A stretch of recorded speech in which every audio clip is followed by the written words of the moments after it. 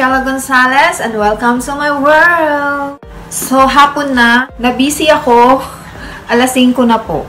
Yarn. Alas 5 na ng hapon. And hindi pa rin ako nagluluto. Bakit? Naglinis ako maghapon. Pero tanghali na ako nagising kasi gabi na ako nakatulog kagabi. Alauna na. Gising pa yung aking diwa. So, tanghali ako nagising, tapos buong maghapon, naglinis ako, and nag-edit. Alam nyo naman, ang ating work ay mag-edit din. Para sa vlog, syempre. So, hindi pa ako nakakapagluto. Hindi pa rin ako nakakakain. Kanina nagkape ako. Yun pa lang, ang aking nilaman sa aking tiyan. Nakaganto pala ako kasi feeling cold ako. Ewan ko bakit. Hindi naman malamig sa labas. Pero kasi binuksan ko yung fan lang naman ng aircon. And pinatay ko na rin ngayon. And pero, ano pa rin, feeling cold pa rin ako. Kaya terno yarn. Oh. Pink na pink tayo ngayon. But anyway, ang lulutuin ko today ay spaghetti. Yes, mag-i-spaghetti ako. Siyempre, kailangan natin ng pasta. Gagamitin ko ay cooking cream, yung ating spaghetti sauce. Lalagyan ko rin ng tomato paste para medyo lumapot yung pagka-sauce. Ganyan yung ginagawa ko para medyo malapot ang sauce. So, meron akong corned beef na nasa can, nilagay ko lang dito sa bowl. Tapos may natira pa akong giniling. Yarn, giniling. Konti lang, kaya binuksan ko pa yung corned beef sa lata. Nagayat ko na rin ng sibuyas, ang ating bawang, and ang aking isasahog instead of hot dogs ay mushroom. Ginayat-gayat ko lang yan. Nasa can din to, isinalin ko lang sa bowl. Tapos, ang ating keso. Yarn. O, mamaya igagadgad ko yung keso sa ating what is this? Ating spaghetti habang niluluto yung sauce. But anyway, nagpapakulo na ako ng tubig para sa ating pasta. Siyempre, kailangan din natin dyan ng salt, pepper, and oil para igisa yung mga ingredients. And kumukulo na ang ating water. So, ilagay na natin yung pasta. Pinutol ko yung pasta kasi para hindi masyadong mahaba. Ayoko kasi nang masyadong mahaba sa spaghetti. So, hintayin lang natin lumambot yung ating spaghetti pasta. So, ayan, malambot na ang pasta. So, i-drain natin ang pasta. Yan. Wala na kayo. So, drain nyo sa running water. Kailangan running water para hindi siya magdikit-dikit. And another tip, para hindi magdikit-dikit, lagyan nyo siya ng cooking oil. Patakan nyo lang. And ganyan-ganyan nyo lang. Para hindi magdikit-dikit yung inyong pasta. So, drain lang natin ito eh. So, naluto na natin yung pasta. I-drain lang natin to ng maigi, kaya nilagay ko sa bowl. Susunod ko na yung sauce.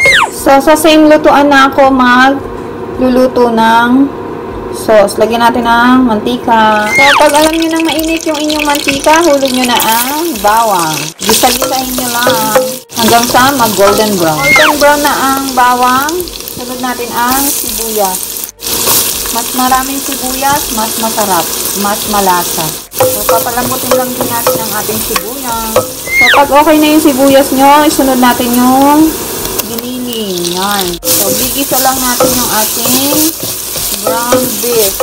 Then, susunod ko na yung ating corned beef na delata. Gigisa-gisa lang din. And habang ginigisa, lagyan na natin ng paminta. Natatawa ko para naman akong chef na chef. Siyempre, lalagyan din natin ng salt. So, tansya-tansya lang yarn. Haluin. Hinaan natin yung apoy para hindi masunog. Then, pag okay na yung ating mga meat, susunod ka na yung ating mushroom. Then, lagyan na natin ng cooking cream. Yummers. Lagyan natin ng konting water kasi masyadong thick. Parang ang daming sahog. Lagyan ko kaya ng gatas para mas, creamy, no? So, may stock akong evap na milk. Lalagyan ko para mas lalong maging creamy. So, hindi ko ilalahat kasi may paggagamitan ako. Pakukuluin lang natin. Habang pinapakulo ko yung sauce, mag-grate na ako ng cheese. Good lang. Para masarap. Para malasa ang ating spaghetti. Kahit simple spaghetti lang, kailangan masarap. So, ayan. Tapos na ang cheese. Yee! Yummers! Yan, kumukulo na.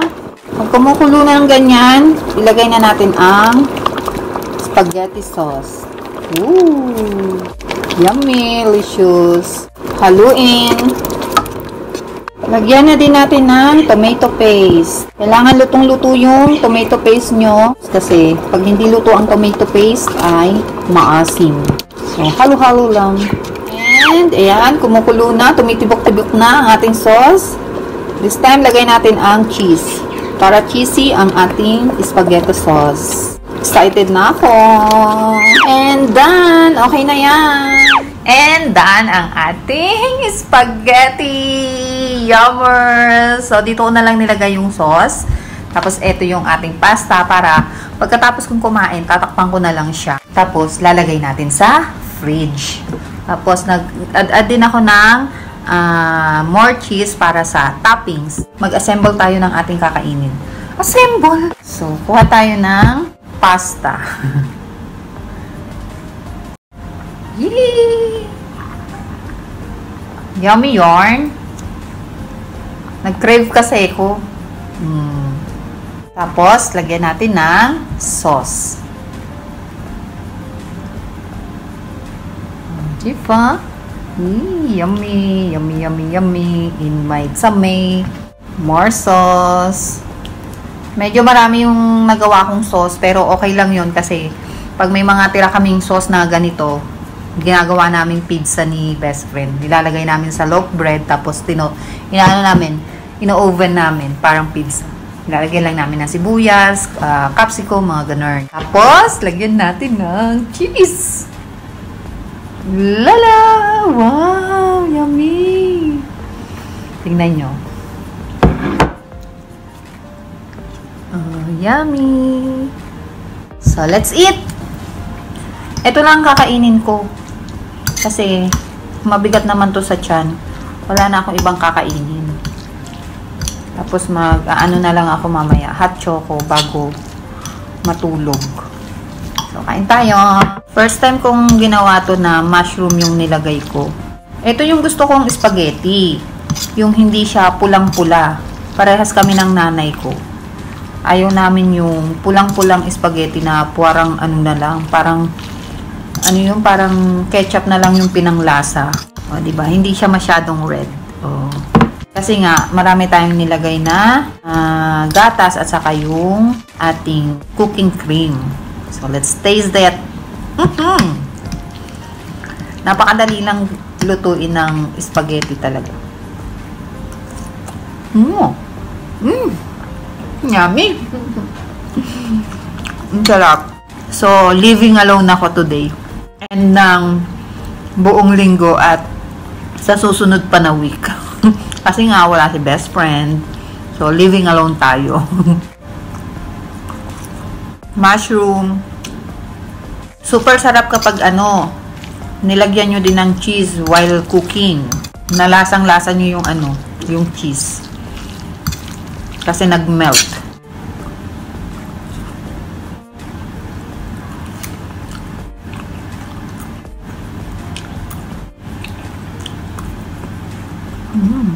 So, tapos na akong mag-dinner. Lunch/dinner. No, breakfast/dinner/dinner. Breakfast/lunch/dinner. Kasi, yun pa lang yung first meal ko sa araw na ito. But anyway, ako ay magsasampay. Napagulong ko na to kanina. So, isasampay ko na i-attach. Pero lalagay ko lang muna dito yung damit. Kasi, yung sampayan namin ay nasa loob ng kwarto. So, lagay muna natin dito. Kita nyo ba? Yan. Isasalampak ko lang muna yun. Mga ano to, mga puti. Bango, downy. Mga puti ang damit. Actually, nilaban to ni best friend. Hindi na naman niya isinampay. Kaya, binanlawan ko ulit. Nilagay ko sa rinse and spin. Tapos, nilagyan ko ng downy. Dudulas, dudulas, dudulas. Hey, hey, hey, hey, hey. Kumapit ka, kumapit ka. Ito, bago to. Yung mga bagong order namin na damit, nilaban ko muna. Karamihan, puti. Meron pa dong mga iba, yung mga dekulay. So, maglalaba ako bukas na para pagpasok ulit next week, wala tayong mga maruruming damit. Samantalahin natin ang mahabang day off para maglinis at mag-asikaso ng mga anik-anik sa loob ng bahay kasi wala naman ako ibang pupuntahan. Kung nandito si best friend, itong long off na to, oh my gosh, lagi kami niyang nasa galaan. Hindi mo yun mapapapirmi ng bahay kapag may mahabang bakasyon. Ano yun naiinip. Kapag nainip yun, kahit iikot lang namin yung sasakyan, masaya na siya nun. Basta makalabas lang siya ng bahay. Ayaw niyang nai-stock sa bahay. Ito mga bago to Pinili ko to, 20 pieces. Ano lang siya, 100 dirhams. So, lumalabas na ang isa ay 5 dirhams lang. Ay, ito hindi. Ano to? Mas mahal to kaysa doon. Ito yung kasamahan ng niregalo ko kay best friend. Yung binili ko kay best friend na mga t-shirt niya. Ayaw niyang nagpuputi. Kasi nga, bumabakat yung ano niya, yung pangloob niya. Kasi feeling niya kapag white ang suot niya, manipis. Sabi ko, hindi, makapal naman yung tela. Ayaw niya pa rin. So, binigay niya na lang sa akin.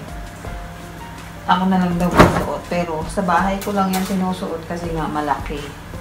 Tapos, itong mga to, yan, yung mga ganyan. Umorder din ako kasi, nung sinuot ko yun, big size shirt, parang naging komportable yung feeling.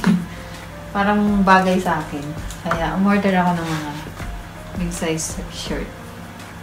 Ewan ko, yung mga anak ko rin sa Philippines, lalo na si Tanya, sabi niya, sabi ko ng isang beses, tumawag ako, sabi ko, ang laki-laki naman anak niyang t-shirt mo. Sabi niya, ganito na yung gusto ko, mami, mas gusto ko to yung malalaking t-shirt ngayon.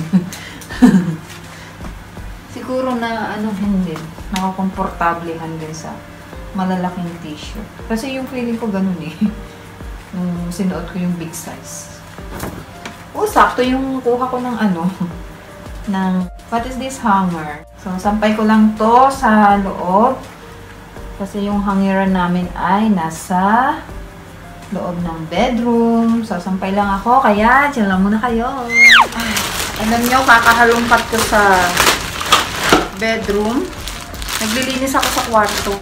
Inaayos ko yung mga damit na tiklupin, tapos mga labahin. Tapos nakakita ko pa yung isa pang bag na ito. Nandun pa pala. Tingnan nyo, may laman pang dingdong. Tapos meron pang bowl. Binili ko pa to noong matagal na. Tapos nandoon pa rin pala sa kwarto. Binili ko to para kapag may mga soup kami na ulam, may mga masasabaw, wala kasi kaming malaking bowl. Yung isa kong medyo malalim na bowl, nilagyan ko naman ng itlog. Ito ko ini-store yung itlog. So, kailangan ko ito. Lalagay na natin sa kitchen. Tapos, meron din nito. Oh my gosh. Minsan kasi, kailangan ko ng spatula. Yung bang kailangan simutin yung nasa kaldero, kawali, or mga bowl na mga sauce. Kailangan ko ng ganitech. Kaya bumili ako niyan. Tapos, dito pa yung mga pinagbibili kong hikaw. Ayan. Yung extension ng brand ni Best Friend. Yan. Tapos, yung brush din. Bumili din ako ka-partner nito. Kasi nga, may brush kami dati. Hindi ko alam kung saan nilagay ni Best Friend. Kapag kailangan ng mag-brush ng ng mantika sa food, lalo na kapag may binibake kami sa oven na isda, meat, kailangan ng brush. So nawala yun, kaya bumili ako. Cute, oh. Ooh, lagay natin yan sa kitchen. Pink. Tapos ito pa, may sapatos pa ako. Ayan, oh. Hindi ko pa nagagamit kasi nandoon lang nakatambak. Oh, sapatos pang trabaho. Tapos mga bra. Bumili din ako ng mga bra ko. So, pinagtatapon ko na kasi yung mga luma kong bra. Alam nyo ba, yung mga ginagamit kong bra from Philippines pa yun. Pero, napaka ganda ng quality. Binili namin yun ni Best Friend nung unang uwi namin sa Pilipinas. Hanggang ngayon, nasira na lang yung mga lumabas na lang yung what is this? Yung wire, pero yung pinaka-foam buo pa. Kapag nawala na yung wire, hindi na maganda yung tayo ng ating bubig. Kapag sinusuot ko yung bra na yun, kaya give up ko na rin. Sa Divisoria namin yung binili. Ang hanapin ko ulit yung store na yun pag umuwi kami. Doon ako bibili ng bra. Napaka-good quality ng bra nila doon. Nakalimutan ko nga lang kung anong store yun. Pero hahanapin ko yun. So, ayan. 5 to eh. Ayun. Ayan. Ang ating bra na naglalakihan. So, 1, 2, 3, and 4 na bra. Yarn. And ito ay pangbomba ng gulong ng bike ni Best Friend. Alam nyo ba, si Best Friend may bike yarn. Bumili siya ng bike kailan lang kasi yung office nila nilipat sa malayo sa parking. So, kailangan niya daw maglakad ng malayo patungo dun sa mula sa parking patungo dun sa office nila. Kaya bumili siya ng bike. Tapos bumili pa yan ng yung what is this? Yung head cap na para sa pagbabike. Tapos bumili din siya kadena para ilak yung kanyang bike sa expo. Kasabayan nga nito ito yung mga gamit na to. Kasabayan yung mga binili niyang yung mga accessories. So, ito, natenga dun sa kwarto. But anyway, lalaban ko muna itong bra. Si Best Friend kasi, alam nyo, kaya sabi ko, ako na lang maglalaban ng mga bra. Kasi pag naglabas siya ng bra, hindi niya nilalagay dun sa dun sa lalagyan ng bra. Yung parang bag ng bra. Tapos nandun lang lahat yung bra. Isang bag lang siya. Para hindi nasisira yung mga bra. Kasi pupuluputan yung mga strap. So, pagkatapos ng washing machine, tapos isasampay na, nagkakanda, pilipit yung mga strap. Sabi ko, masisira ang bra ng ganyan. Gamitin mo yung yung puti na bag para sa bra. Yung parang net. So, meron ako nun. Pag naglalaba ako ng bra, nilalagay ko dun. Kadalasan, nauunahan niya akong maglaba ng mga undies, ng mga inner. So, nagpupuluputan yung mga bra ko sa washing machine. Nagpupuluputan sila sa each other. They love each other. But anyway, tatapusin ko muna yung... Actually, hindi ko matatapos yung kwarto kasi inaantok na ako. Pero pipilitin kong may malinis ako dun sa kwarto kahit yung 2 kama lang Kasi 3 yung kama sa loob ng bedroom eh. Isang nakahang, yung may paa, tapos dalawang nakahang, 2 kama na may paa, tapos isang kama na nasa nasa sahig lang. So marami kaming kama dun sa kwarto kasi nga kapag nagbabakasyon dito yung kanyang mga kamag-anak, yung mga nanay niya, yung ate niya, minsan nagsasabay-sabay, kailangan marami kaming tulugan. Kahit isang bedroom lang ang meron kami, at least may mga kanya-kanyang kama na mahihigaan. So, dami ko na namang kuda. Tapos na yung nilalaban ko. Naglalaba din ako ng mga bedsheet para bukas tuyo na siya. Ihahang ko ngayon para bukas tuyo na siya kasi magpapalit ako ng mga kobre kama. But anyway, baka dito ko natapusin ng vlog kasi magpo-focus muna ako dun sa bedroom. Pero hindi ko yung matatapos ngayon. Alam ko yun. Kasi inaantok na ako. Kaya, maraming salamat sa panonood and see you on my next video. Bye! Mwah!